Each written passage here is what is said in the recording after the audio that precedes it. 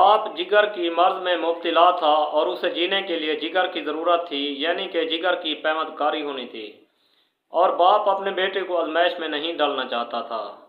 اس نے سوچا کہ اگر میں اپنے بیٹے سے جگر لیتا ہوں، کہیں میڈیکل پیچیدگیوں کی وجہ سے میرا بیٹا اپنی جان کی بازی ہار نہ جائے، تو باپ نے فیصلہ کیا کہ وہ اپنی مرض کے بارے میں کسی کو نہیں بتائے گا۔ جب تک زندگی ہے وہ زندہ رہے گا، جب اللہ نے چاہا وہ اس دنیا سے چلا جائے گا۔ اس کے بیٹے نے حال ہی میں گریجویشن کی تھی اور اس نے اپنے مستقبل کے لیے بہت سارے خواب دیکھ رکھے تھے۔ جب اس کے بیٹے کو پتہ چلتا ہے کہ اس کا باپ جگر کی مرض میں مبتلا ہے اور اسے جگر کی ضرورت ہے، تو بیٹے نے اپنے باپ سے کہا کہ آپ کو میں اپنا جگر دوں گا۔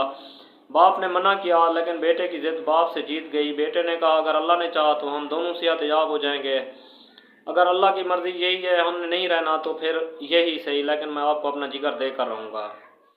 بیٹے کی ضد جیت گئی اور باپ ہار گیا۔ بیٹے نے اپنے باپ کو اپنا جگر دیا اور حال ہی میں ان دونوں کا آپریشن ہوا اور آپریشن کامیاب رہا، اور اس وقت دونوں ماشاءاللہ بالکل صحت یاب ہیں۔